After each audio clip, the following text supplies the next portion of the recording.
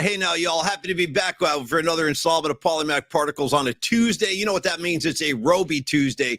Goodbye, Roby Tuesday. Who's going to hang a name on you? Anyway, that's what we're doing. We're robing up, and you are welcome to join us at home or in your office. Go ahead and robe up at your office. See how your supervisor likes that. I'm just watching Polymac Particles in my robe. Leave me alone for an hour. You know what I mean? You got to respect a guy's personal space in the workplace. Anyway, good morning, Don Peralta. Good morning, Joe Schmo, John Joseph, Patty from Napa, Rags in the house.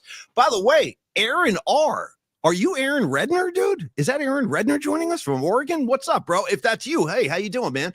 Anyway, great to see everybody lined up today on a Roby Tuesday. Creative Tony, what are you laughing at already? What's so funny? I just really hope it is nothing. If it isn't Aaron R., welcome Aaron R. But if it is Aaron Redner, man, dude, welcome back, Aaron Redner, because we love it. Yeah, it is. He says, yep. He says it is. Yeah, nice. I want to welcome him formally. I don't know if I've seen you on the board before, Aaron, but this is one of our great friends. Now, this guy played in the Hot Buttered Rum bluegrass outfit here in the Bay Area for years.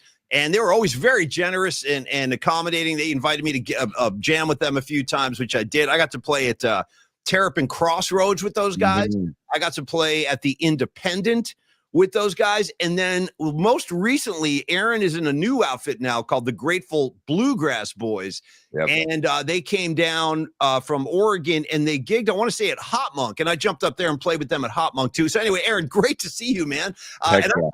He and I text a lot, Tony. So I'm in touch with Aaron on the semi-regular basis. But great to see you on the show. Folsom Steve, what's happening, man? Aaron Kask, all of y'all, Ray Goodman. Love to see everybody. Look at the Don Peralta, Grateful Bluegrass at Hot Monk. You're exactly right. That was it. So anyway, great to see everybody. Tony, great night at Giant Baseball last night. We got a fun show laid out for you today. In fact, I think that this show, the roadmap for today's show is kind of the long and winding road to my door. Anyway, we do have a long and winding road today. Tony, you want to Tekashi our way through the roadmap of the show today? It's been a while. You know what? Why not, Paulie? Stand by. Yeah, I'm standing. Thank you. I needed it. I really did.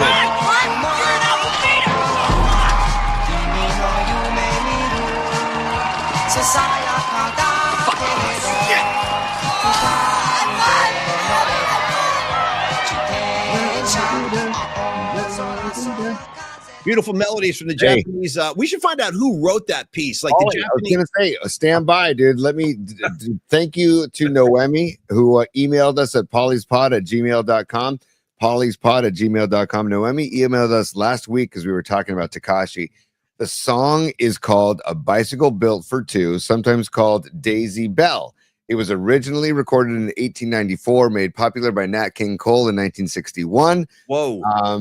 And then she says, fun fact, as HAL 9000 dies in 2001 Space Odyssey, he is singing this Shut song. Up. Yeah. Shut up, dude. Yeah. Are you effing kidding me? Yeah, that's almost too much. That's like a nuclear bomb you just dropped. Are you Yeah, that was courtesy of our friend Noemi. Sent that is Noemi, and also she says what you hear on the Tekashi version is the main chorus. Daisy, Daisy, give me your answer, and then do I give me your answer? Do I'm half crazy, all for the love of you. I won't be a stylish marriage. I can't afford a carriage, but you'll look sweet upon the seat. Dude, it's like, I think they wrote that song about me. That sounds like I check every box of that. I ain't pretty. It ain't going to be a pretty situation. Give me that. That was an incredible breakdown. Thank you. I had no idea that was coming today. And Ray Goodman, yes, your wife does need her own show.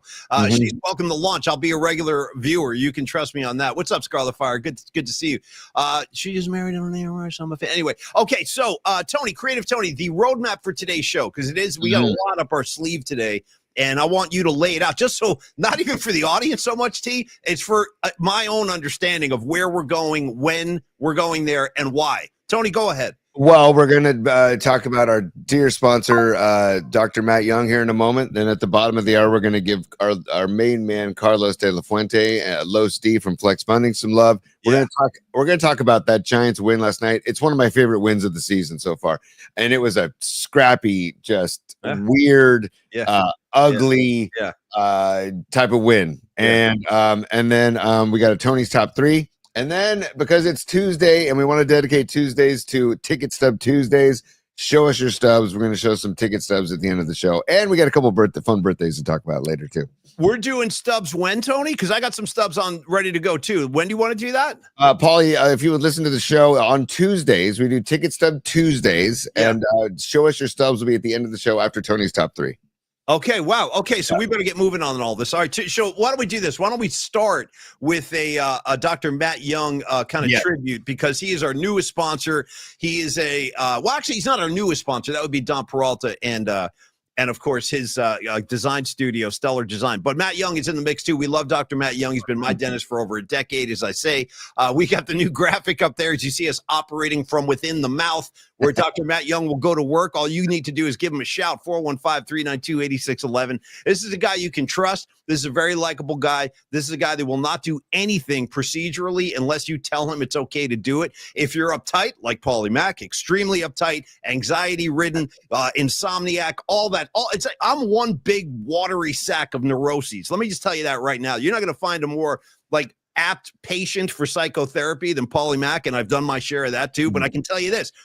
I go into Dr. Matt Young's office and I'll be like, dude, listen, I'm kind of uptight today. And he'd be like, would you like some gas? And I'll say, yeah, you might want to gas me, dude. Bring in the gas. And that, but the reason I mentioned that, it's not really a joke. It's because if that's what makes the experience a little more, tolerable for you, he will accommodate that. And again, I thought today, Tony, I might read a couple of reviews off of Yelp. So it's not all just coming out of my own mouth. Here's Chris P. from Berkeley. His comments on Dr. Matt Young. Very personable dentist, as I just told you, who hires a great staff. I've told you that as well. And he knows, they all know what they are doing. I've been going to Dr. Matt Young for 2 years. They have done a great job on my fillings and cleanings. I was never pressured into doing anything extra. And they were very thorough in the payment price. I told you guys, this guy's backing up everything I'm saying. Chris P. in Berkeley, fist in the air. I'll give you one more. Here's Herbert P. from San Francisco. My appointment was prompt. Everybody was friendly, very informative, knowledgeable. I'm very happy I picked Young Dental. It's the one-stop shop for all my dental work. I'm looking forward to getting my implants done. Dude, when was the last time you heard that? I'm looking forward to going back to Dr. Matt Young. I will be a longtime client. If you're looking for a dentist, believe me, this is the place. Extremely well said, Herbert P. And by the way, Herbert P. on Yelp, in his little ID picture, he has a 49er logo. So this guy's one of us right here, Tony. So Make your next move with Dr. Matt Young. He's going to take great care of you. Take it from me. Take it from the reviews on Yelp. This is a guy who fits in great with all of us, and we love having him on board, Tony, as a sponsor, supporting the show. So thank you, Dr. Matt Young. Thank you. Dude, absolutely. Again, I'm going to go to ZocDoc real quick, Paulie, because that's another good website to find a doc. If you're looking for a good doc, man.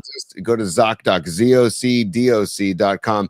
Here are a couple of reviews from there. Everyone was so nice. They were very thorough and really took the time to help me understand the various treatment options. That's from Eric M. Yeah. How about, I had such a wonderful first-time visit. I was honestly impressed with everything, and the staff was so friendly. That's from Andre. This is from KT. Dr. Young is very friendly and great to work with. I would and do highly recommend him to friends and family. And then also, this is like more technical. This one says the initials are hidden, but it says courteous. And I like that he shows pictures of the teeth in order to explain what's going on. I forgot about that. He does, dude.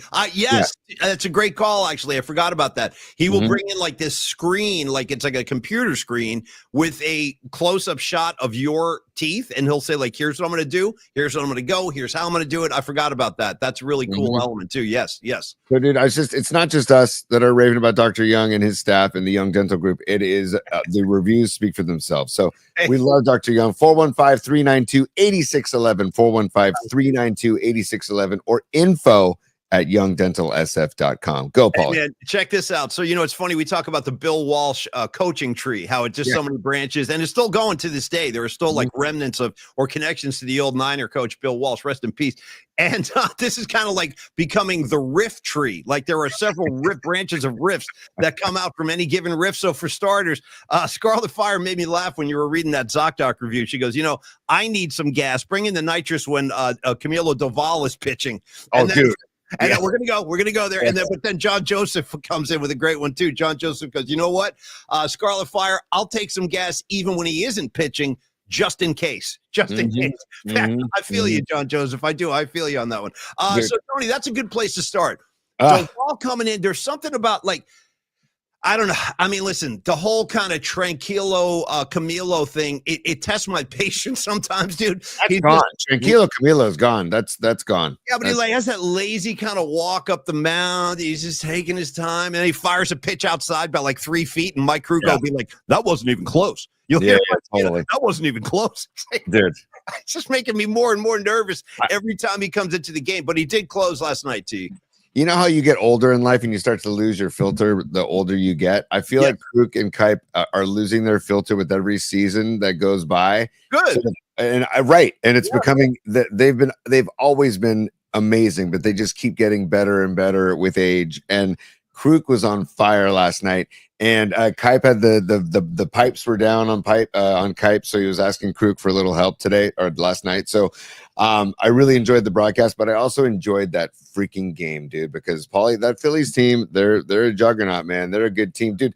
Freaking Schwarber is batting 250, which was like he usually bats like a little bit above 200, but always hit like he either strikes out or hits a home run. But the fact that his average is up is dangerous. He scares me. Schwarber scares me, man. He can leave the yard any pitch, anytime. Dude, 27 home runs in the first half. That's a lot of bombs. So he's a beast. He's a freaking beast. I wish we had a Schwarber. Can I get a Schwarber? I know.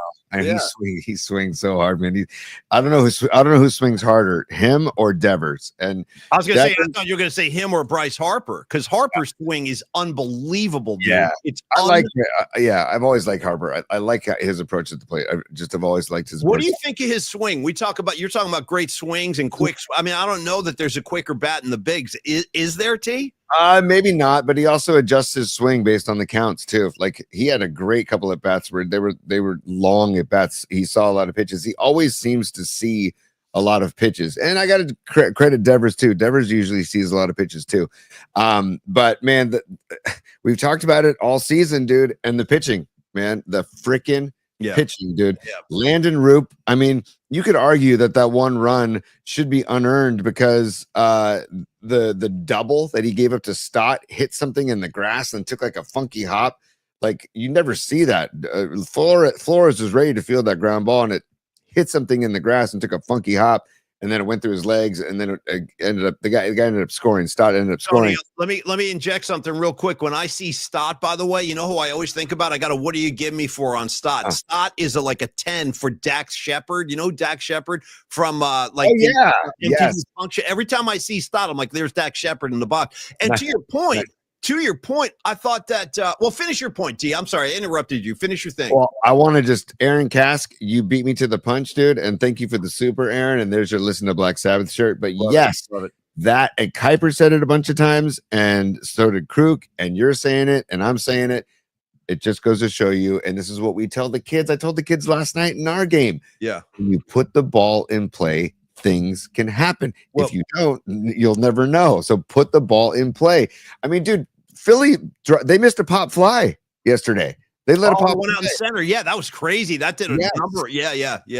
And also Trey Turner had a couple of questionable plays at short. And by the way, he's fun to watch hit too. I mean, and I'm a big fan of speed, and God, does he fly. Philly, I feel like Philly has been such a good team for so many years now. Like they've been knocking on the door. Do you think they ever will take that final step and win a World Series? Like they're built to do that. They're built to do it right now. I mean, well, that guy on the bump last night, Sanchez, was nasty, and he was throwing like every other pitch was a changeup. Yeah. And Krukow was saying it, and I couldn't agree more. He's like, everybody in the box knows the changeup's coming, and it's still so hard to hit because it looks like a fastball out of his hand. And this guy is also a 6'6" lefty, and the crew kept saying lazy arm, meaning like it doesn't look like he's going to overpower you, and next thing you know, the ball's on you. So it was. I loved every second of that game last night because both teams played well. Giants obviously played better. Giants didn't. I think they went over with runners in scoring position. Were they 0 for 9 runners in scoring position, and they still got that? Yeah, and they still got the win. So if you can get a win with going 0 for 9 runners in scoring position, you got to tip your cap to the pitching staff and just say Roop 5 strong. Then you got Walker. Then you got Rogers. Then you got Duvall. I mean, dude, the Giants pitching, Paulie, I just can't say enough about the Giants pitching. It's just Yeah. it's so fun to watch. We got Robbie Ray going tonight. Robbie Ray on the bump tonight. So let's go. I look forward to that. And that's exactly the pitching is exactly why they're where they are is because of the pitching. Now, the game last night, I want to ask you a couple questions about what you saw out there, Tony. So Giants are winning 1-0. Yeah. We are in I think it was the fifth. It was in the top of the fifth, I believe. Yeah. And I don't know if this was Roop was pitching, and when the Phillies tied the game 1-1, was that scored a wild pitch or a pass ball? The one that like bounced in front of home plate. Now, Kruk was critical of Bailey, saying he should have blocked it. Dude, Bailey was lazy on that play. And I think Bailey, I was watching the game, and I'm like, he saved a ton of, like, not a ton, but a few pitches in that game, but he was lazy on that play where he just kind of went for the backhand and he didn't get his body in front of it. Yeah, it's a wild pitch. It's a wild pitch technically because it hit the ground. But Bailey, who's also he's one of the best catchers in baseball. That's what I'm saying. Yeah. But if you watch Real Muto for the Phillies, I would argue he might be the best defensive catcher in baseball because he was a freaking wall last night, dude. And so Bailey was lazy when he tried to reach across and do a backhand. It's like you got to get your body in front of it and just use the chest protector. Granted, I'm left-handed. I've never been a catcher, so I don't know exactly what it's like. But it was a tough pitch to handle. To defend Bailey, it was a tough pitch to handle. But he just kind of stuck his arm out there. Yeah. Right. Yeah. Right. Yeah. Right. You want to get your body in front of it. You want to slide over and get your body in front of it. So, but I mean, Bailey.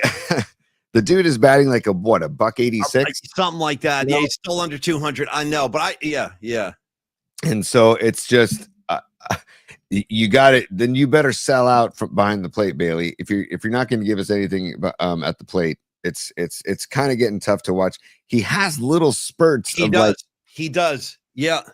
But then he was lazy behind the plate on that backhand. It's like, no, dude. If you're not going to give us any offensive contribution, you better sell out.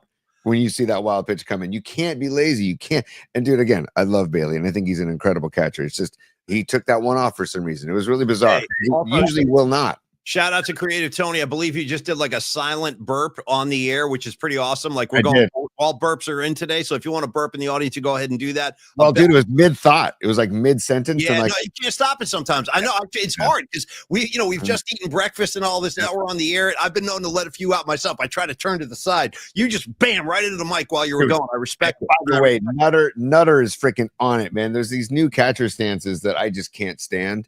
Where like they have one knee down and then and it's like, and now the kids want to do it. And I'm like, oh my God, will you please? But if you look at Rio Muto, he's old school. Yeah. He sits in a classic crouch. Get in the crouch. I mean, it's worked for 200 years or whatever it's been, right? Let's just play baseball, man. Yeah. Dude, it's just, I don't know. I know that the game evolves and I know that there's different styles, but this style of the one knee down and then the glove that like starts it starts here and then they put it down to the ground and then they bring it back up.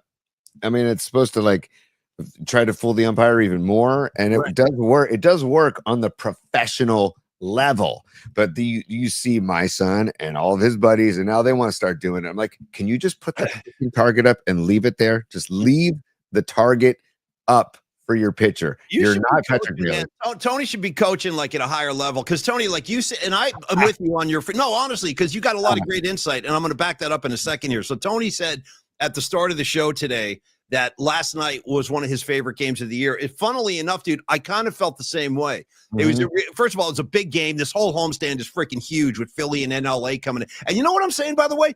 F the Dodgers to the I don't know, outer stratospheres of the universe. The high heavens, Paulie. Blank Kershaw, blank his Bible, blank his little courtesy all-star thing. Enough being generous to the Dodgers. Let's go out there and kick their effing asses this weekend. That's where I'm coming. I don't care. I don't care about their payroll. I don't care about Shohei. I just want to kick some Dodger ass, as James Hetfield once said. But anyway, I want to go back. The Dodgers are struggling right now. They're kind of floundering right now. I think they've lost. They've lost 4 straight. So, it'd be a good time for them to come up to the yard. You know what I hope, Paulie? I hope it's a cold, foggy, miserable weekend, and that they're all bitching and moaning about the weather, and they're all cold, and they're having to wear like mock turtlenecks. I want to see Shohei in like a mock turtleneck, and having to be bundled up, and them to be very uncomfortable because it's not the comfy sunshine of La La Land. Hey, while we're talking Dodgers and while we're still in the aftermath, and I want to go back to this being your favorite game of the year, but I have like a side, another branch on the riff tree is just sprung out, Tony, and I got to follow it. So since we're talking Dodgers and since we're in the aftermath of you burping in the middle of a sentence on the air, I'm going to tie both of those things together with a true story that involved a very young Paulie Mack. So my dad took me to Candlestick. This is 1979. It was in April of 79. And you got to remember the 1978 season for the Giants was a great year. They were in first place for a lot of that year when they had Montefusco, Vita Blue. They still had Willie McCovey, Jack Clark, all that. They had a great year, but they dropped off at the end. Dodgers won the division, went to the World Series. Okay, so here we come back in 79, and we got high hopes.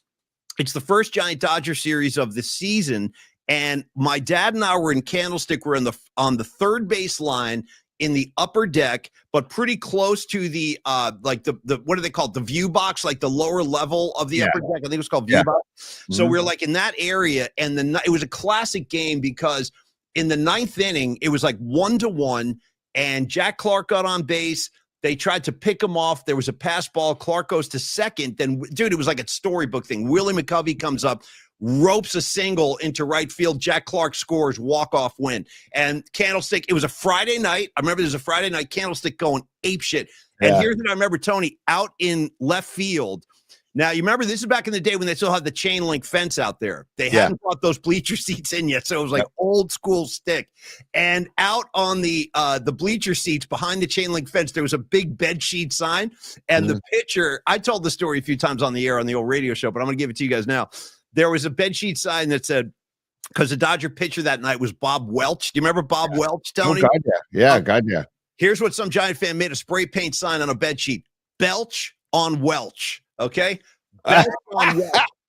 I'll never forget it. It was like one of the greatest Giant games I've ever been to. So that's my combination of Dodger hatred and belching to honor Tony. Now, back to that last night being your favorite game of the year. A couple things. The eighth inning is when I thought everything got very interesting with, and by the way, Willie Adames keeps swinging a great bat, man. He's done it again last night. Hot, man. He's seen it. He's seen it. Yeah, he's hot.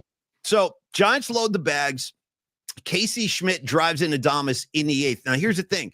Jung-Hoo comes up, fires a ground ball to first base. Bryce Harper picks it up, goes home with it. Bad throw, Chapman safe. Okay, now Giants are up 3-1. But that sequence kind of encapsulated everything you always talk about. Like Tony always says this. He's like, dude, just put the ball in play. Now, think about that. That's 2 runs, the 2 winning runs in the game without it even leaving the infield, right? They just hit a couple grounders and the Phillies misplayed them. So when you got a guy like Bryce Harper, who's one of the best ball players in the bigs, he not panicked in that situation, but he was forced to make a bad throw. So that's like speaks directly to your point, which is even the best players, it can just cause chaos sometimes. When the bases are juiced and the ball is just put in play, a lot of things can happen, and we saw that come to life last night, T. Well, dude, shout out to Matt Chapman and Matt Williams for going on contact. Like literally, Matt Chapman, basically, it was first and third right there. Chapman didn't have to go,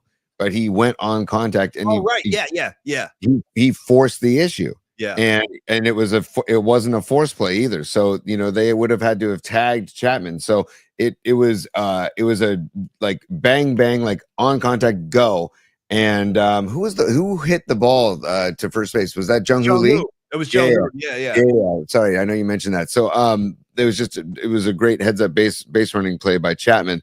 And the good at bats all night long. Yes, they didn't come through with runners in scoring position, and also great play by Matos and right diving catch. Great play by Ramos and left diving catch.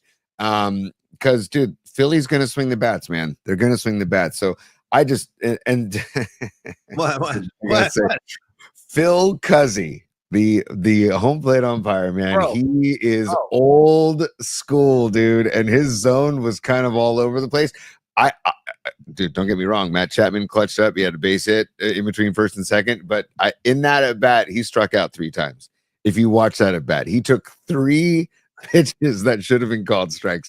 If I was the Phillies pitcher or the Phillies bench, I would have been losing. They were pissed. They were pissed. Bryce Harper after the game said, I don't know if you saw the quote. He actually said, He goes, it was a good game until the umps took over. That's what Bryce Harper said after the game. Because Philly did. They were getting screwed left and right, bro. All right.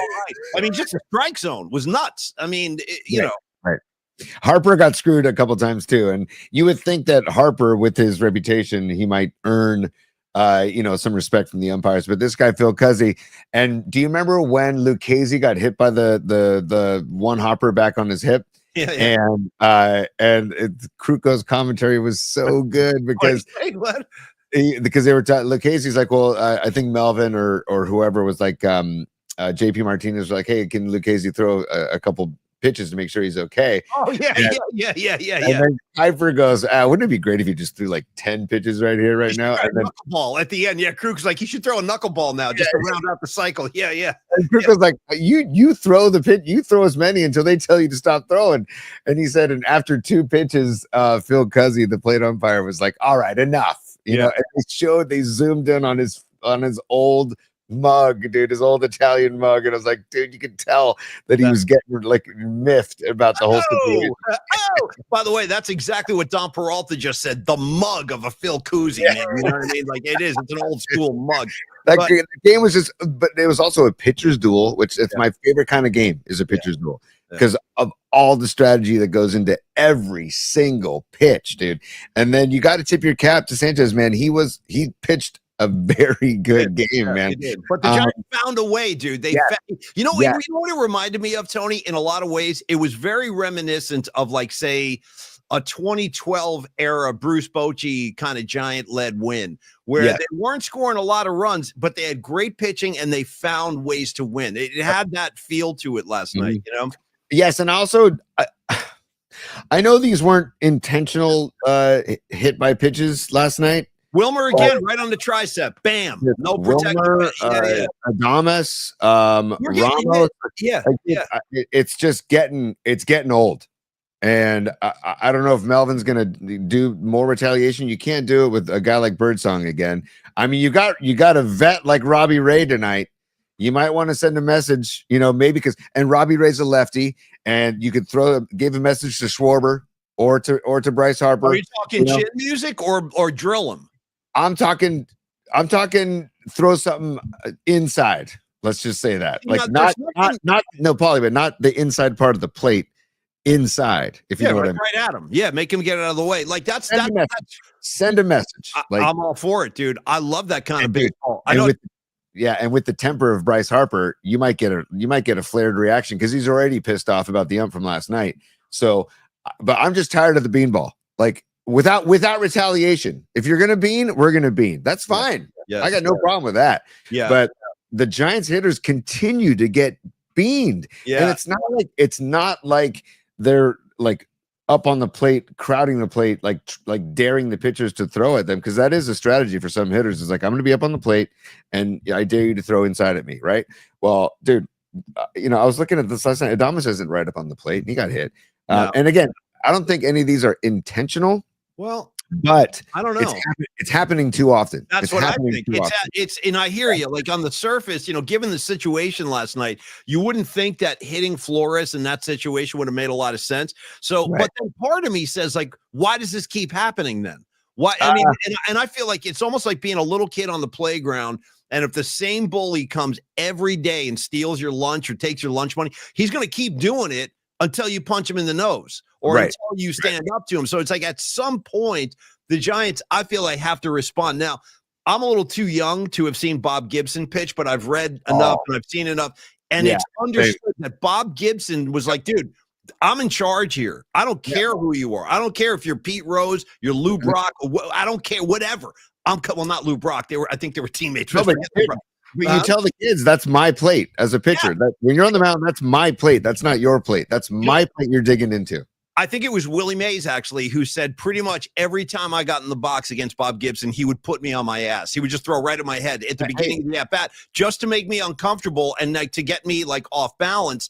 Yep. And, I'm okay with that too. Like, you don't have to drill a guy, but you can send a message, like you said, by coming high and inside, maybe a little chin music, Tony, right here. I don't know. Yeah, dude, if you want to just have Robbie Ray throw a cutter that doesn't cut as much and it hits Harper in the small of the back, fine. Yeah. But just because There has to be an answer, I feel like, and Melvin's old school enough to where I think there could be an answer. And again, like you said, like I said, if you want to have it be a breaking ball, but you're still saying if you're going to bean us, we're going to bean you. Yeah, no, I'm with you, brother. I'm a little frontier justice. I know it's frowned upon. Yeah, now. Dude, frontier justice, Paulie. I love it. I'm throwing it out there. Frontier justice. You know, it's like it's frowned upon now in the kumbaya era of baseball that we're playing in, and where drip kind of dictates terms. Yeah, you're drip. But I think once in a while, man, if you keep getting hit, you got to go back and answer that. So I'm with you on that 1,000,000%. Tony, dude, by the way, Paulie, real quick, I just got to say this too.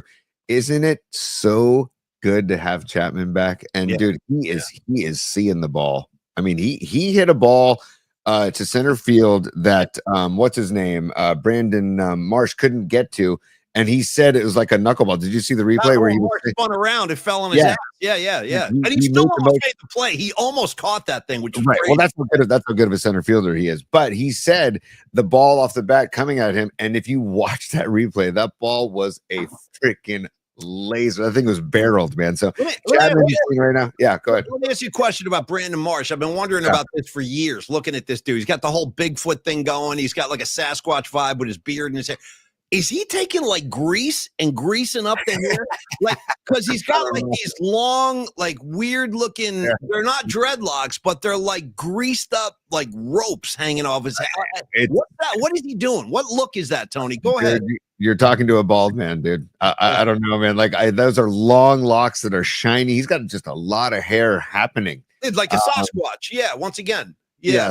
So I don't know, man. Yeah, totally. Total Sasquatch.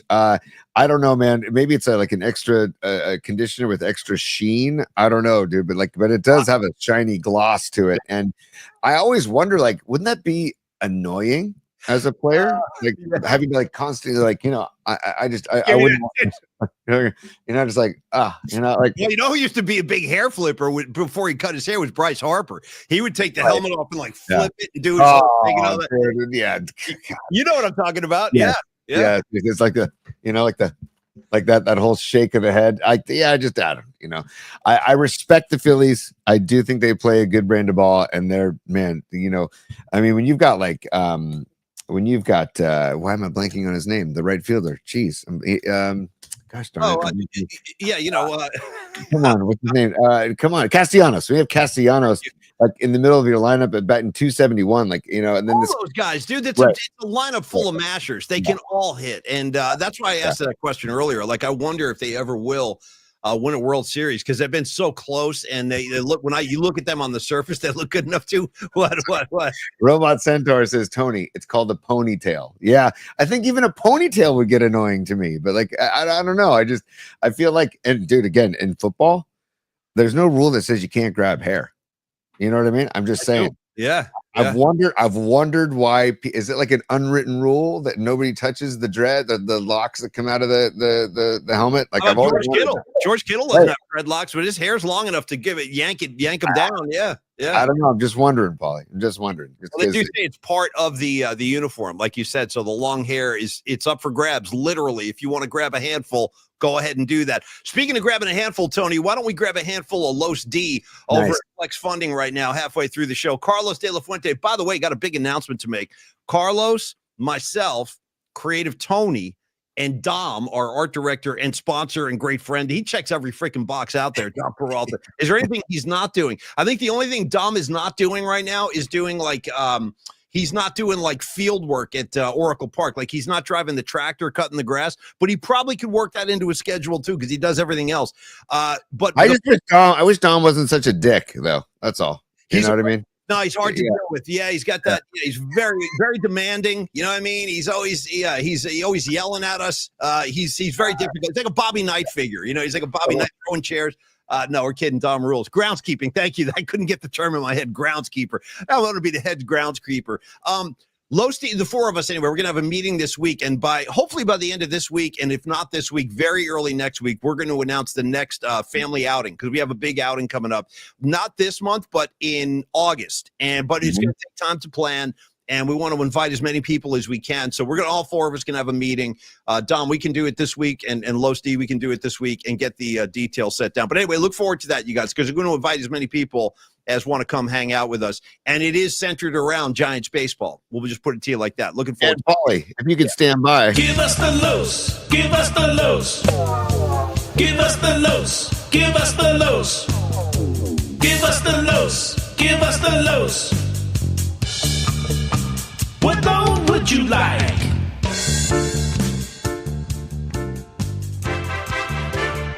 There you go. Yeah, hells yeah, T. Let's talk about Los D and all of his great financial services that he offers to you and you and you and you and you. 925-250-4894. What kind of financial situation are you in? As the song says, what kind of loan would you like? That's the key. Talk to Carlos about the situation you're in, what your goals are, what you're trying to do, and he will go to work for you. And he's a bulldog, man. He's a very, very nice guy. We hang out with him all the time. We talk to him all the time. During Giant games, we get on some very funny threads together, sometimes texting back and forth. But he's very serious about what he does. And he has been in business for over 25 years. He's a San Francisco native. He cares about the community, cares about the audience. He cares about our whole community. He really has. So he handles private money loans. He's a mortgage broker. Listen, if you are interested in a HELOC loan, a home equity line of credit, that is one of his specialties. I recommend you talk to Carlos, or if you just need a loan, you know what I mean? Sometimes you just need a loan to get to like move to the next place in your journey. And I understand that. I've been there myself. And know this. When you're working with Carlos, he has a great new lender too, so everything's going to be spick and span there. But for those who simply are trying to get ahead, financially speaking, Carlos is not going to whack you with any kind of hidden fee, any kind of appraisal fee, nothing like that. No escrow fees, no title fees. He's very, very considerate of your time. He's not going to drag this thing out. And he also, this is why I always say you can trust Carlos. Famously, he will tell you that if you're not in the right time, place, or circumstance to do the deal that you have on your mind, he'll tell you. He'll say, like, you know what? We should wait. We should wait 3 months when the markets shift or whatever the situation might be. So that's the kind of guy like you really want in your corner, Tony. The guy who not only wants to get the business done, but cares about you, cares about your business, cares about your family. That, to me, is almost beyond price, T. Dude, absolutely, man. And I want to talk about Los. We did reviews for Dr. Matt Young, and I also want to give some reviews for Carlos de la Fuente because, again, we love Los. Those of you who have met Los love Los too. Time out, Tony. Let me let you alter the song real quick. We love Los. We love Los. We love Los. Yeah, we love Los. Just kind of a new adaptation of the original track. Tony, sorry, go ahead. Well, instead of LL Cool J, it's LL Los D for ladies love Los D. But I'm just saying we all love Los, and it's not just because it's because he's built that trust, and he's just a vibe, man. The guy's a walking good vibe. And I just want to say in the comments earlier, he was talking about how he's already talked to a bunch of PMP, like I think he said at least 7 PMP members, and he hopes to talk to more. And he said he's just looking forward to a nice, legit conversation, getting to know each other, and then going from there. And a couple of reviews up from Google reviews. This is from Eric R. It says Carlos was very helpful in taking us through our different options and ultimately securing a mortgage in a short time frame. Thanks, Carlos! ! Next one. This is from Rodney. Rodney says Carlos de la Fuente was a tremendous help to my brother in securing financing for his business. My brother kept running into obstacles, which began to wear on his spirit. Carlos provided options, explained them in an informed and succinct manner that my brother could easily comprehend. Carlos then facilitated a seamless process while explaining every step of the way. Nice. My brother was very pleased with how he was treated as a human being and not a number. I just want to repeat that one more time. My brother was very pleased with how he was treated as a human being and not a number. Thank you, Carlos, for doing your part in helping my brother and his business thrive. And that sentence about like treating him as a human being and not a number is basically in a nutshell what Los D is all about. You know, the old there's an old U2 song. I think it's on their first album. I'm forgetting the name of the track. Black Cat, Cat Duff, whatever it's called. And and Bono was going, he was my brother. He was my brother. I'm gonna start singing that about Los D. Sorry, Tony. Go ahead. Oh, dude, I'm just gonna say that it's as real as it gets with Los. He keeps it real. He wants to build a relationship. It's not like that person just said. Yeah. I forget what Rodney said in the review, saying that he didn't treat me or my brother like a number. He treated us like people. He wanted to get to know us. He wanted to help our situation. Yeah. And then it's a relationship that's built from there. So it's like an everybody wins situation. So again, email Carlos at myflexnow.com, Carlos at myflexnow.com, or give him a ring, 925-250-4894, 925-250-4894. We love the Los. We love the Los. And I want to read from the book of Los in closing right here. I'm reading this right now, live off the comment line. It'll post it at 11:40 by Los D himself. He goes, "There is no AI with me, fam." I like these fam. And then he goes, "I prefer verbal chats rather than AI scripts." Hells yeah, Carlos. Let's keep the human level intact here, man. We need that human element intact. By the way, they just AI'd Rubio, by the way, with politically speaking. Everyone's getting how long before there's like an AI creative Tony? I'm just waiting for it. You know what I mean? That'll be coming around the bend anytime now. All right, Creative Tony, back end of the show. I would like to get to Tony's top 3, but if I'm disrupting the roadmap, I don't want to do that. You tell me. No, you're not disrupting it at all. I just want to shout out the Giants bullpen and the Giants pitching staff, Paulie. I can't get first of all, think about what Logan Webb has done, what Robbie Ray is doing, and Robbie Ray's on the bump tonight. He's got a 2.68 ERA, and he leads the NL in wins, right? You got Logan Webb with a 2.62 ERA, and he's leading the leagues in innings pitched for the 3rd straight season.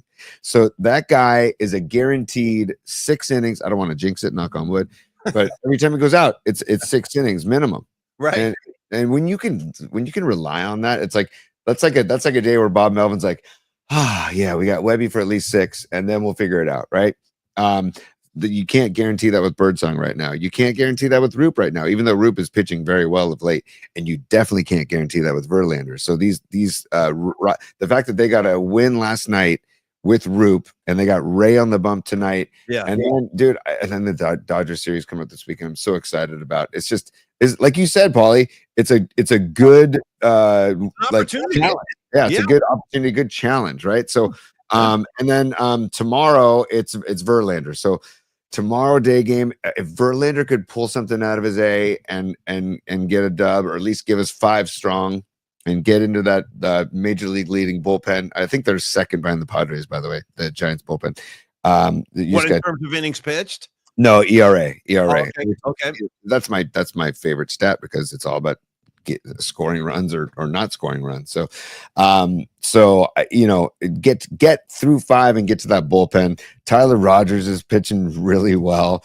Doval I feel like he's starting to settle in, maybe. I still get kind of jittery when he's out there, man. I mean, sometimes, but the thing is, Tony, is it's not even night to night anymore. Sometimes it's batter to batter. Like he'll look like complete horse ass and in one batter, and then the next guy up, he mows him down. Like I'm like, which guy with a real Camille? Please stand up. Shout out to Eminem. I never thought I'd be quoting him on the show, but I'm doing it right now. Well, the real Camilo Davallo, please stand up. The Motley Crue song, "We Need a Lover Tonight." Do I know it, dude? I practically wrote it. What do you mean, do I know it? Yeah. So instead of "we need a lover," we need Camilo tonight. We need Camilo tonight. We need Camilo tonight, dude. I love it. Dude. Let me get to work on that one. That's a great idea. And you know what? And then Paulie, we need Camilo. Tonight. It's only funny if you know the track. Right. It's funny as hell, dude. I know Rags knows it. Rags, tonight. We need Camilo tonight. Oh man, we need Camilo tonight. Paulie, before we get Camilo, tonight. All right. Anyway. Yeah. Paulie, before we get to top three, real quick, I just want to wish a happy 67th birthday to the one, the only Kevin Bacon. Okay, sure. My childhood is not the same without Kevin Bacon. I have no problem with Bacon. None. No problem. You mean Red McCormick and Footloose? Is that you better not have a problem with Red McCormick?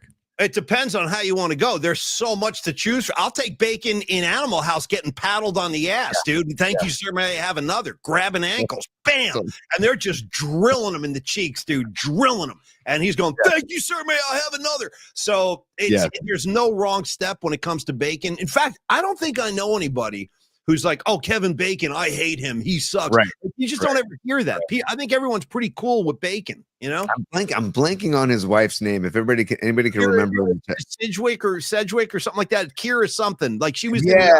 Yeah. Okay. And they actually post great videos of the two of them harmonizing and making music together. He's a musician. He plays. Right. He's got his own band and stuff. Yeah. Yeah. It's really, really good. So I'm a Bacon fan. How about Bacon running down the stairs to the Footloose dance party, and he says, "Let's dance," and then the place goes bonkers, and then I'll take Bacon. Here is Cedric. Thank you, Gravy. Thank you, my brother. Gravy coming in big this week, giving us musical assignments, dropping Bacon's wife's names. Rags coming at Sleepers, dude. Sleepers is extremely disturbing.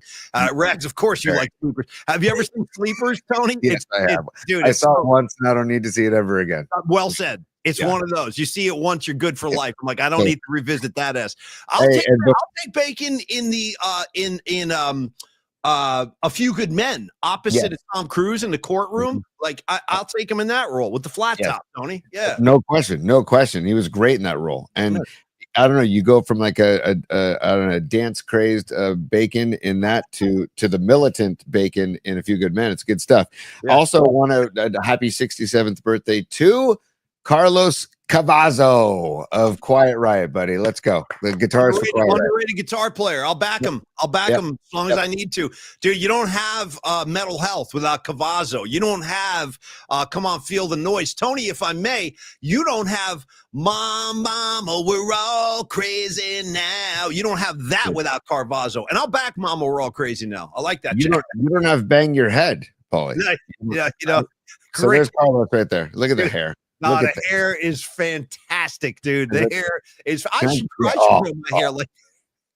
Let me just. I'm trying to get that. My question now is, where was he during the Ozzy tribute over the weekend? I could have used some Carvazo out there. I really could have. Can somebody start rocking that look again and bring it back, please? I would love a band. I think a band would crush it if they came back dressed in all leather, dressed with the teased hair. I really think they'd crush it. Probably that's my humble opinion. It's not a bad call, Tony, because a lot of these fashion things, they do get recycled, and it feels like we are due for like an 80s renaissance. You know what I mean? Like an 80s metal renaissance. Yeah. I want like Vince Neil leather spiked straps around the biceps. I want like Tommy Lee strapped leather around the chest. Maybe some war paint, couple lines under the eye. Yeah, stuff like that. Have you noticed Adamas is rocking the Tommy Lee-esque war paint? Have you noticed that on both? But he's doing both eyes. Tommy Lee just did one eye. Yeah, Adamas is doing both. So, and whatever Adamas is doing, don't change it because he's got an 8-game hitting streak, Paulie, and he is seeing the ball, dude. And hey, if the numbers come through, he's a better second half player than first half player, and it could be a very good. Well, I don't want to get ahead of myself, man. But like, let's just finish the first half. Then during the All-Star break, we can look forward to the second half of the season. I'm looking forward to tonight in a big way too, with Robbie Ray getting out there. But give me your top three, Tony, while we still have time. I want to get into it. We need Camilo tonight. Tony's top. Let me get three. Get the feed. I want to get the Tony's top three. I want to get feeding the ducks ready too, Paul. Tony's top three. Yeah, see. All right. Dude, Paulie, this kind of like lowers my blood pressure. It's so calming. It's like almost like, toking on some herb. It just like mellows me out. I love the ducks. The ducks are good. That's Rags. Thank you, Rags. Big part of the show. Rags' framed picture still hangs on the shelf at Longbridge Pizza. If you're down there anytime, go pay tribute. Go pay your respects to the framed photo of Rags. Rags, you're going to have to get your ass out here one of these days and sign that thing and do a whole like meet and greet. Maybe like a meet and greet with Rags. Anyway, Tony, lay it on me, dude. I'm ready. I'm ready for your top three today. I'm actually really looking forward to this. Feels like it's been a while. Lay it down. Sorry, little rat interlude. Nothing to be sorry about. We celebrated on the show. We celebrate them. Yep. Number one, because we're just talking about the Giants pitching staff and the bullpen, and this isn't like a fact. This is just your opinion. I want to get where your head's at as we go into the All-Star break with these last 5 games. Who's your favorite pitcher on the Giants pitching staff right now, reliever or starter? Do you have a favorite pitcher on the staff? I do. It's Logan Webb. It's Logan Webb. I mean, without any hesitation, I still think like he is the one guy, pardon me, maybe more so than any of them, that I feel like could have played for Bochy. I feel like he could have played for Dusty Baker. I feel like he's just like, he to me epitomizes all the right things about being a great San Francisco Giant. Like there's no BS involved with him. He never complains. He never points, and he could with some of the bad luck he's been given over the years with these great starts and no run support. Like he could be an uptight, angry guy saying like, you know what, get me out of here. Get me to a team that can score some runs. I'll win you 20 games. But he doesn't do that. He just goes out there and competes his ass off like he gets it. So, and then there's the stuff. I mean, he's just a hell of a piece. He's going to the All-Star game, case closed. So it's Logan Webb for me, Tony, for all those reasons. How about you? I love everything you said, man. And I love Logan Webb too. And I would probably, if you didn't pick him, I would have picked him. But because you picked Webb, I'm going to go with the young buck, Randy Rodriguez. You love him. I know you do. You've loved him all year, and you should. He's been great. And I would say honorable mention Robbie Ray also, just how he's come back and not just been good, but been dominant, dude. Yeah. You could make an argument that he could be undefeated if the Giants had done better job offensively. Oh, absolutely. Yes. Yep. So those two, but Randy Rodriguez, like he's one of those pitchers when he gets the ball, I am so confident that he's going to get through whatever situation he's in, or it's going to be a clean inning. And there's a look on his face of like, just whoever steps in, you're done. And that's the kind of look you need to have as a pitcher, man. And so I'm just very excited for him. His ERA, I think, is like, it's like 0.69 or 0.71 or something. It's just ridiculous. So yeah, he's huge, and Melvin, dude, they got a win last night, Paulie. They went 0-9 with runners in scoring position. They got a win last night with Landon Roop only going 5 innings, and they got a win last night without using Rodriguez.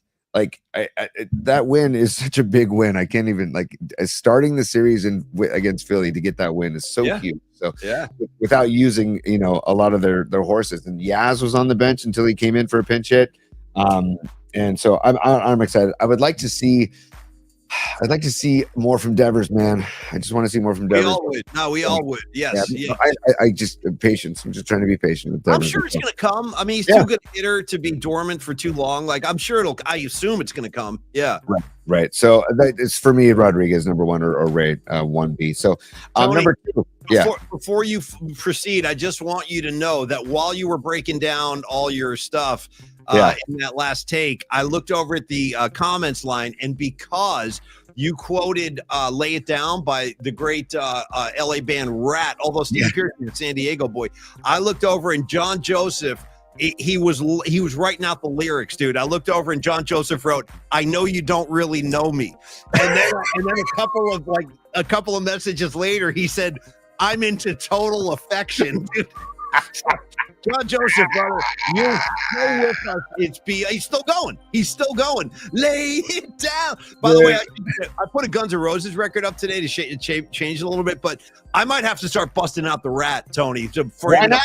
Yeah, I should. Why not, dude? And why not? And by the way, if you could have a theme song for one of my favorite plays in baseball, bunting, it would be Lay It Down. Like, lay it down. Lay down the bunt. Lay it down. Because that's what a lot of times you'll say. Be like, hey, lay one down. Lay one down here. Lay it down. I can only contribute, top of my head anyway, only one other kind of lay it song. And Tony, this is going to surprise you because I never go to these guys, but I'm going to do it right now for the sake of the riff. I believe they're Canadian. I think they're a Canadian band. Ready for this one, Tony? Shout out Triumph. Okay, dude. Lay it on the line. Lay it on the line. Yeah. Triumph. Wow. Dude, try that at your next wedding. Go up to the wedding band. Hey, do you guys know any Triumph? Do you guys know anything off the first Triumph album? And just see what happens. Yeah. I got it. So Patty from Napa, I see your comment in the chat. There's 2 different Lay Your Hands on Me. One by John Bon and Bon Jovi. Yeah. Lay your hands on me. Yeah. Totally. But there's also the Thompson Twins. Oh, lay your hands. Lay your hands on me. Ooh. Okay, so I got to give love to the dude. Are you not giving the Thompson twins the respect they deserve, Paulie? I want to give the Thompson twins all the respect, but I also want to give the Nobel Prize winning Bob Dylan, the great poet and songwriter. Let's not forget Lay Lady Lay. Okay, wow. Tony? Lay Lady Lay. We're going deep now. I got Triumph. I got Dylan, Thompson twins. I think we got it all. All right, Tony, keep your top 3 rolling. Sorry, I did interrupt you. Yeah. That's okay. Number 2, buddy. Number 2. What is that? Lay Me Down by the Dirty Heads. Nice, Andrew. Dude, okay, go ahead, Andrew. Let it rock, man. And then Clay Baby Clay. Don Peralta says Clay Baby Clay. Yeah. Nice, Tony. Nice, folks. Yeah. Number 2. Only because I saw Kruger and Damon Bruce diving deep into the future of Ricky Pearsall this morning. And I was like, wow, July 8th. And Kruger those and boys, Damon, they'll do like 3 hours on Pearsall, bro. Those guys, Tip the cap, you know, and whatever melts your butter, whatever floats your boat. We had Krugs on last week. We love Krugs, dude. I can't love Kruger because I went to high school with Kruger, so it goes way back for me. At the same time? No, he was a junior when I was a freshman. Yeah. So, anyways, they're talking Niners today, and I just my thought was, Jesus Christ, I don't even have the Niners on my freaking radar yet, and I want to be like, oh, this would be a good top 3 question for Paulie. Are the Niners on your radar at all yet, or are you still like what's your Niner scene right now? Well, that's a good question. It's a good question because you know, I'm a monster Niner fan. But to be totally honest with you, man, I'm in a baseball place right now. I am, and I want to stay there because I'm enjoying what the Giants are doing right now. So to be totally honest, yes, I'm following what's going on. And we'll talk to you guys soon. We'll have Dave Lombardi on. We'll start getting all the Niner voices on. Yeah. But man, if I could, listen, I pay my taxes. I'm an American. You know what I mean? Can we at least wait until we get through the All-Star break before we start doing a 3-hour show on Pearsall? You know what I mean? I'll talk Pearsall all you want, but I just want to wait till we get a little closer to the season. And I know preseason ball's coming up in about a month, so that'll get me that'll get my kind of juices running a little bit. But no, I'm in a Giants frame. I'm in a Giants state of mind. Plim, plim, plim. So I want to stay there. I'm not really ready yet. How about you, T? Same. I mean, and by the way, anybody who's viewing or listening right now, you're not going to find 2 bigger Niner heads. Not really. You're not going to find anybody who smashes a coffee table and throws it in the fireplace after a Niner loss like Creative Tony. And God knows the amount of the damage I've done after losses. But anyway, go ahead. Right. So, it's not really on my radar either.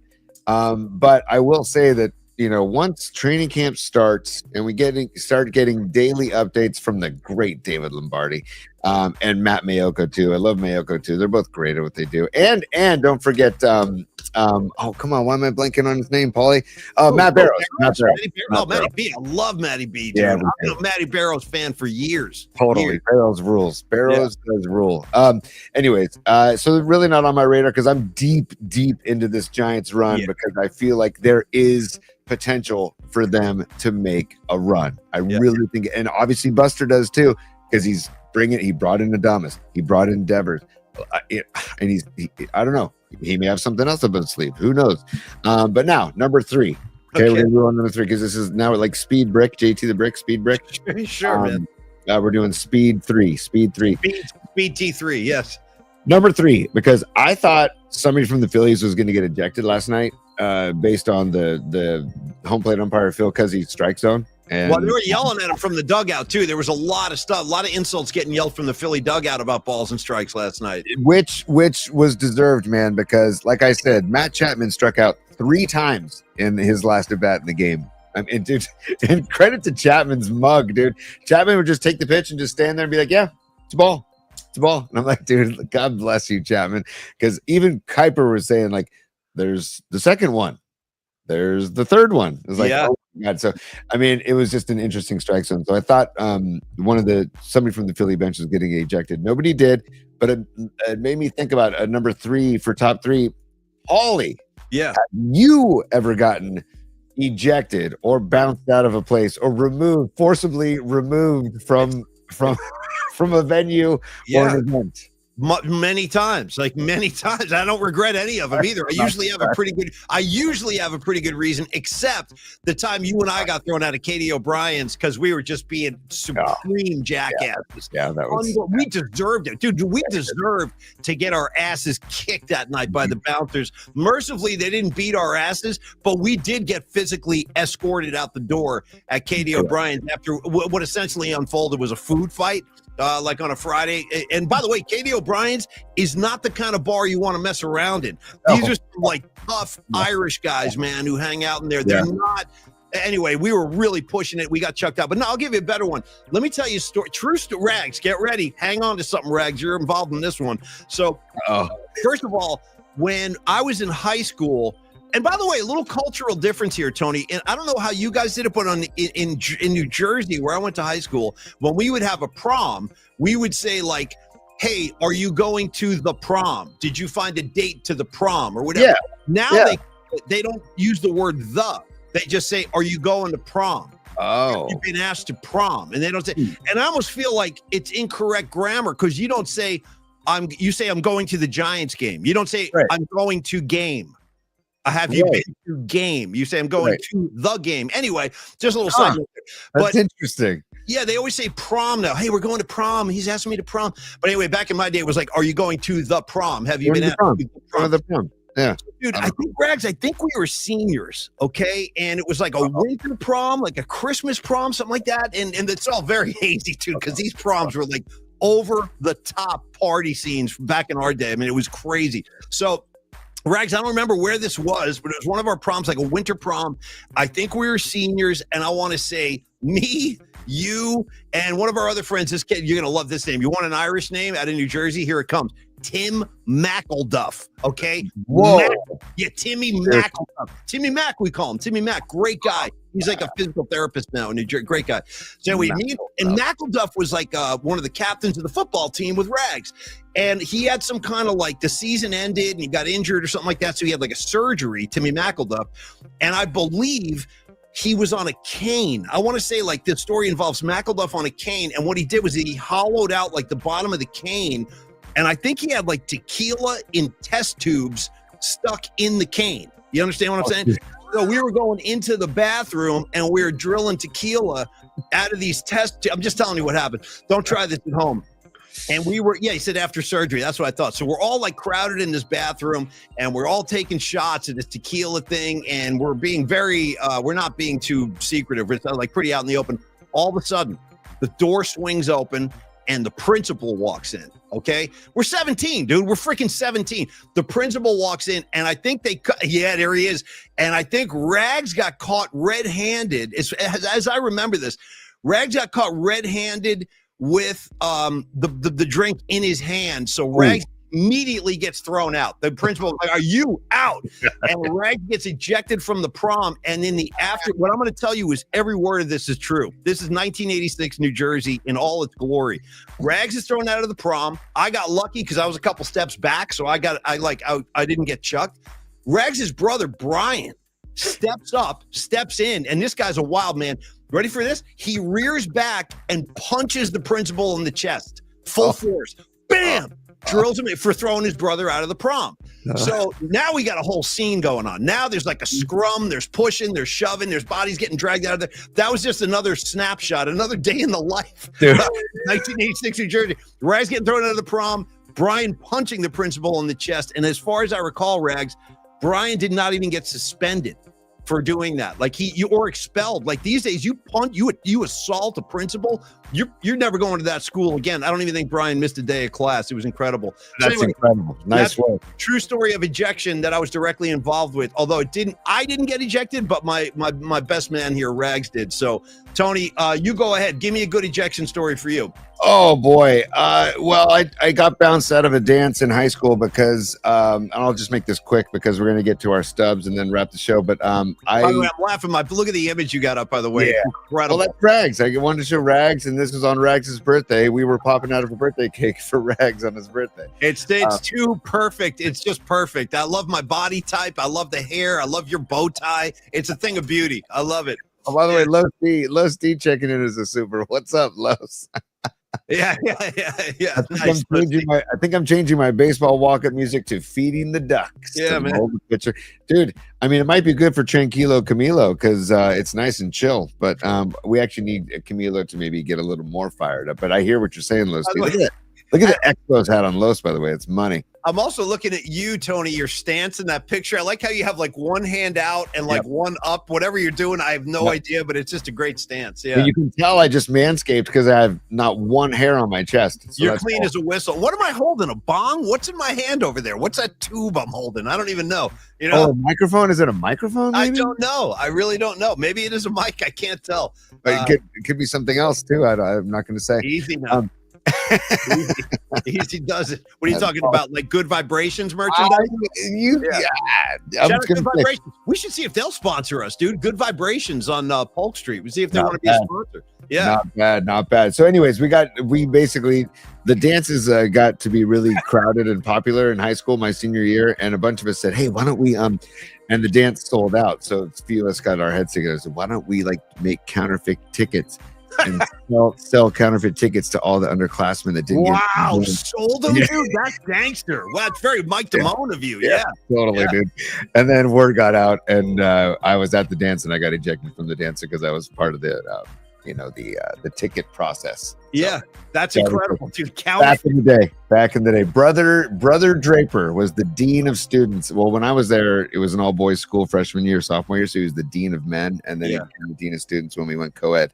And dude, if you could get anything past Brother Draper, you were stoked because he had his eyes and ears. He had friends in the SFPD. He had friends like all over the city that would keep him informed of like parties going on, and just mayhem going on. So anyways, if you came to school Sunday or Monday after some shenanigans over the weekend and didn't get called into Brother's office, you did a good job over the weekend. So let me tell you, great, Tony. I love respect to the counterfeit ring that you were involved with. That's some pretty gangster stuff. I got to tip my cap. Even I never thought of doing that. Let me ask the group a quick question before we get ready to wrap the show. Are we doing tickets today, Tony? Yeah, we can do a quick couple of stubs. But ask a question. Go ahead. Go ask the question. And this involves you too, Tony. I'm going to ask you, and I'm going to ask everybody on the line who's a parent. Do you guys feel like this generation of kids, like the kids we raised, who are whatever age they are? Tony's got young kids. I've got older kids. Rags, same thing. Do you guys think this generation of kids is way more tame than we were? Because it's my observation, unless I'm missing something, I don't know, but it's my observation that these kids aren't even close. Not even close. The kind of chaos we did on a daily basis. Oh, dude, nobody wants to get their driver's license anymore. I couldn't wait to get my driver's license. You're right about that, though. There is like an apprehension almost. Like, I don't need a car. I don't want a car. I'm like, what are you, out of your effing mind? Yes, right. You want a car. Drive far away. Freedom. Let me get in the car and just freedom, dude. And it was like, where are we going? Smack, where are we going? It doesn't matter. Just get in. You know what I mean? And we just start driving, playing music. For stuff like Tonight We Need a Lover, as a matter of fact, Tony, when you be cruising around. Chip Lang says older kids here, they're way more tame, not even close. And Chip, I saw your text or your chat about your comment about Fish at Folsom Field over 4th of July. I watched a bunch of it. I listened to a bunch of it. They were fantastic shows. I love that you were there, dude, because Paulie, they played at Folsom Field where the Colorado Buffaloes play, and the home of Deion Sanders, Paulie, and it was like usually they'll do Dick's Sporting Goods Park over Labor Day weekend, but this year they switched it up and went to over the 4th of July weekend to Folsom Field, and I heard it was a smashing success. Awesome, man. And it looks like the consensus is in. Thank you guys for responding. Escobar, the third. Escobar, what's up, man? He says this is way softer today, way more tame. Rags backs that up too. And it looks like Robot Center. Can't really comment. My kid's 4 years old. I get it, dude. I get it. But, no, it is. It's just coming. Like it's coming. A generational thing where they kind of look at us and they think like we were uncool for being as crazy as we were. But I got to tell you, I'm glad we grew up the way we did and when we did, because I would say pound for pound, block for block, we had more fun than probably any generation of all time. I'm just throwing that out there. So I wouldn't think anything. I totally agree with you. And I got to also say, this is the first summer where my kids have actually, like, we basically get on their bikes or get on your skateboards or scooters and just come back when it's dark. And I never thought I'd be able to say that. Yeah. But we've been doing that in the last few weeks, and it's been so like fun to watch their reaction of like, oh, really? Oh, okay. And then, as long as we can get in touch with you with whatever house you're going to go to, or whatever. But I'm like, I didn't like, because that's what we did as kids. You literally get back for dinner or get back when it's dark and come back. And the fact that I'm able to do that with mine is like, I didn't know if I was going to be able to do that. And I love that. Quick change of subject and then final segment of the show with the tickets, but only because Chip Lang just posted this and I want to bounce this off you. Chip Lang just says, hey, Paulie Mac, Fish played No Quarter by Led Zeppelin. My question, was that last night? Or no, they did this on Saturday. They did this on Saturday. Yeah. How was it? Fantastic. I've seen them play that live at Dick's in Colorado before, and it's great. I didn't know that was part of their like repertoire. That's not it's not. They don't play it often. So it's definitely a treat when they play it, but it starts out with Paige and the keys. I would say two things. I would say they should play it more often, number one, and then number two, that is one of my favorite Jimmy Page riffs of all time. That it's so heavy. Yeah, dude. Totally. You know what? The great version. Go listen to the live song remains the same. Great No Quarter on there. All right. Anyway, Tony, let's wrap. Show us your stubs. We need like an official open for this. I don't think we have one. But dude, I'll just go right away. Speaking of Fish at Dick's, here is Friday, September 3rd, 2021. Here's a ticket stub from Dick's, right? Because I like how Fish, like the Dead and certain bands, they deck out their ticket stubs, right? So that's a ticket stub. Because if you ever get a chance to see this band, I would recommend you see them either at Madison Square Garden or outdoors anywhere, or the Garden if you're going to go indoors, because I love seeing them outdoors, and Dick's Outdoors is really amazing. And then, Paulie, I'll give you just a couple more. Bend Elks baseball. If you can ever get up to Bend, Oregon and go to a Bend Elks game, it is a freaking blast. It's like minor league baseball, independent baseball. I know our buddy Sweet Mad Hatter, he lives in Eugene and he goes to the Eugene Emeralds games, and Bend Elks are just, further east from Eugene. I believe it's east. I think it's east. Anyways, Bend Elks, good baseball. And finally, Paulie, I'm going to give you one that you and I together, The Who at Chase Center. I mean, that show knocked me on my ass. It completely knocked me on my ass, dude. It just completely, I just didn't know. Like, obviously I know the Who's catalog. I just didn't know. Yeah, you didn't know what was coming. Yeah, there's a lot of power coming off that stage when you see that stuff performed, and it's really all about Pete Townsend, the way he attacks every song. And like, I feel you. I remember the gig that was a great gig, great show, incredible. I've got more, but we can do what's the beauty about this stub thing is that we can do it, as often as we want. So those are a few stubs for me, Paulie. All right, I'm going to wrap with just one music and one sport. So this one is a show I attended in. This is, let me give you the date here. Thursday. Oh, God, I remember this very well. Thursday, October 29th, 2009. This was the Rock and Roll Hall of Fame 25th anniversary show. Ooh. It was like, and I'm not exaggerating when I say it was like a 10-hour affair. There were 2 nights. And it was basically just celebrating the 25th anniversary of the Rock and Roll Hall of Fame. So everybody from Bruce Springsteen to U2 to Metallica to the Kinks to, and let me show you the stub here. So here it was, and this was at MSG. You know what's funny about this, Tony? It cost $229 then. And I remember that was like a lot. That was a lot of money. Today, this thing would easily be over $1,000. Easily. And they showed all this stuff on HBO. I don't know if you guys remember this, but it was this show right here is the only time I got to see people like this, Tony. Ready? I saw Jerry Lee Lewis. He opened the whole show. I saw Simon and Garfunkel got together and performed. I saw Stevie Wonder at this show. It was like set after, it was kind of like the Sabbath thing over the weekend. It was that kind of night. Yeah. Kept these amazing acts coming out one after another. Crosby, Stills, Nash and Young played. Then Bruce Springsteen came out, and the E Street Band was like the house band back, and they backed John Fogerty. He did a set of his stuff with Bruce's E Street Band backing him. Then Bruce did his own. It was just an amazing experience. If you ever want to look that up online, believe me, it's a real treat. It's the Rock and Roll Hall of Fame from Madison Square Garden.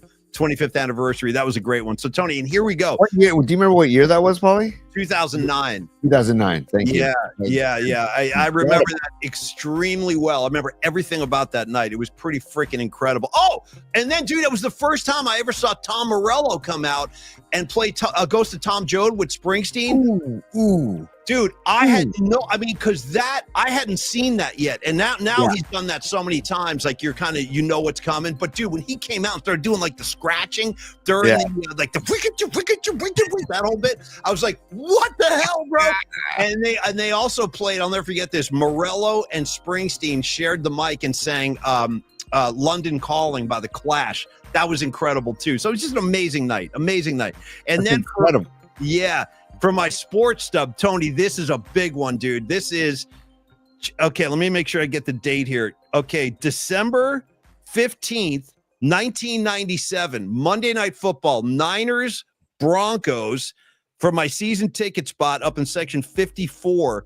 Why is this night a big deal? I'm about to tell you. This is the night that they retired Joe Montana's jersey. This is the night that Jerry Rice came back to the field after, and he blew his knee out that night too, which actually wound up hurting us big time. He came back too early.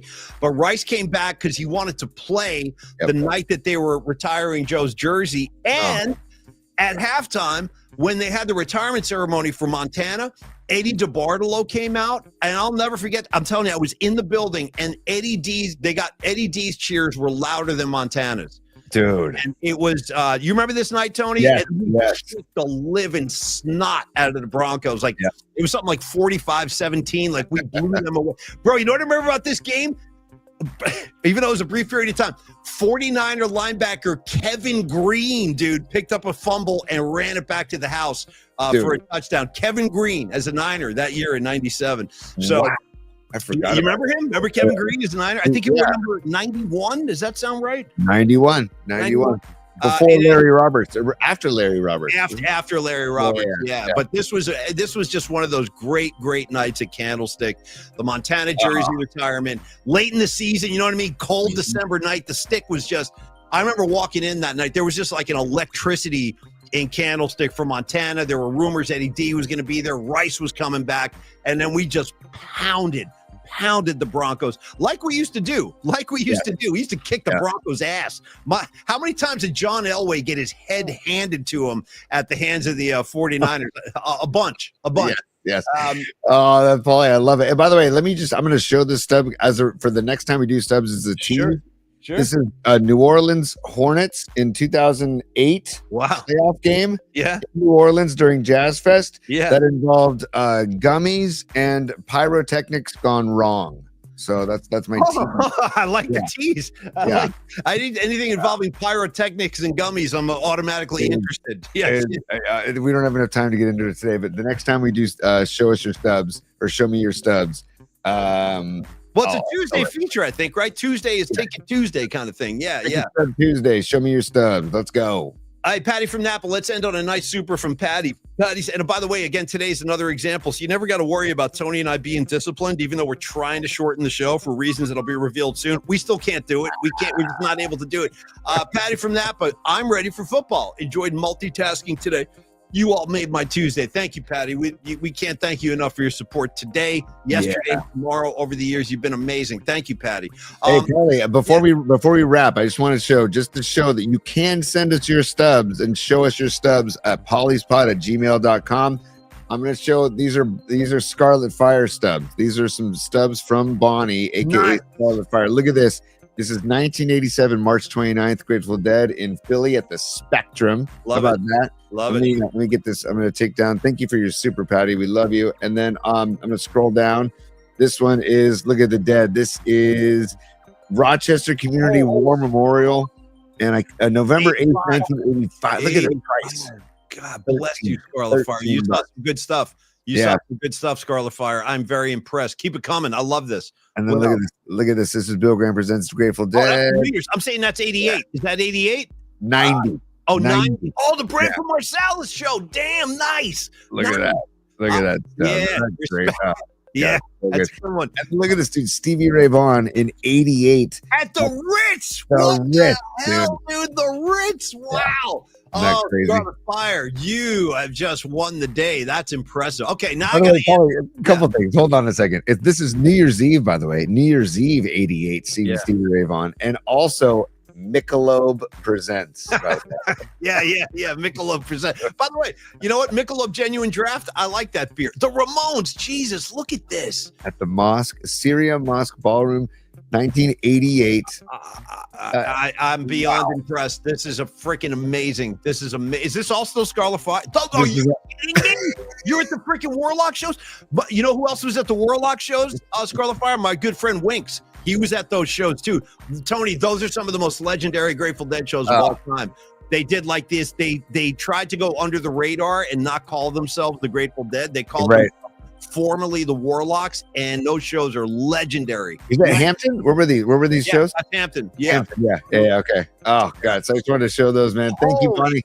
Thanks for sending those in. Yeah, it was amazing. It's you great. guys are all welcome to do that. If you have, where is Winks today? He must be working, Dom. I'm not sure. So, Scarlet Fire, thank you. That was awesome. Now I feel like next week I got to uncork some of my Grateful Dead stuff. I got like millions of them over here. So I'll show you some of my Dead stuff next week. But that was great. And the Ramones, too. Respect. Bonnie, respect. Yeah. And Paulie, just to reiterate, pauliespod@gmail.com. Email us at pauliespod@gmail.com. We'll get them on the show. Also, as you see the banner saying, please hit that like button on YouTube and subscribe if you haven't subscribed already. And if you want to become a PMP VIP, you can also do that as well on YouTube. And we'd love to have the more the merrier as we're building this thing.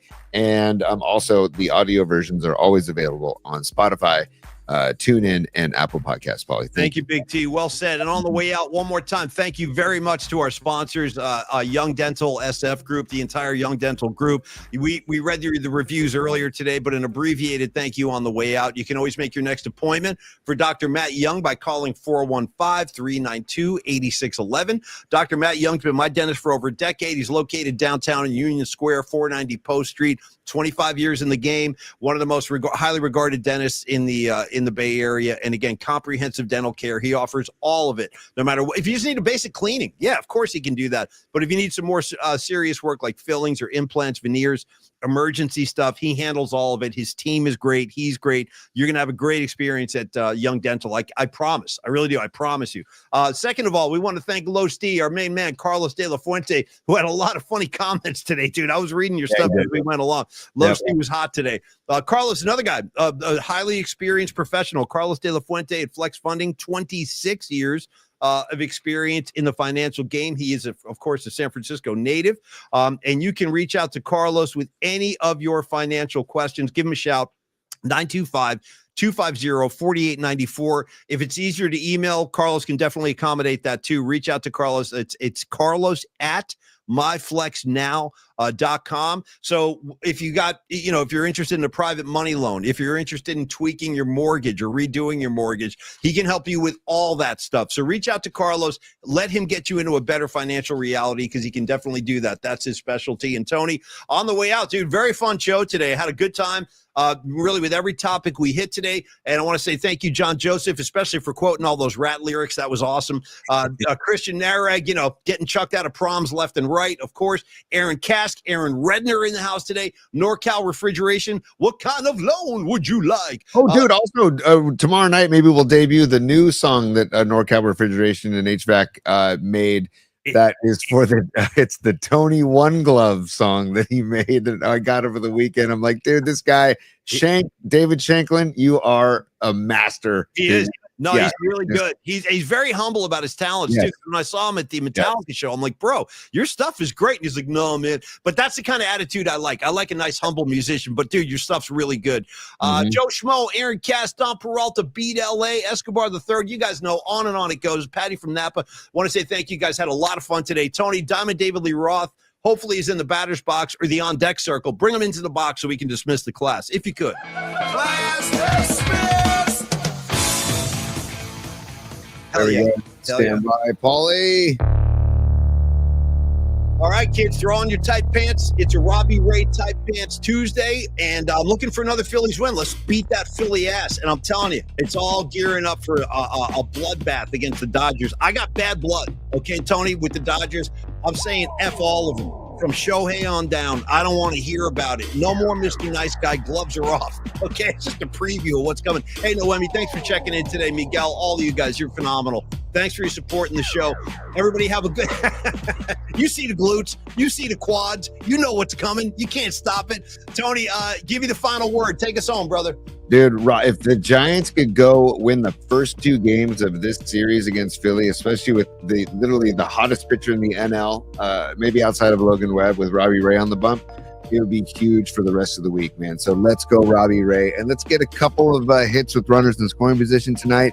Bring out small ball if you need to, cause some chaos, and dude, let's go Giants, man. I remember the old Giants fever, catch it. Of Remember course. that old slogan? Yeah. I've got that right now. Giants fever, catch it. I've got it. I've caught it. So let's go. Okay, kids. Enjoy your Tuesday night. Go Robbie Ray. We'll see you tomorrow night for our night flight, 8 p.m., y'all. We'll see you then. Cheers. Peace.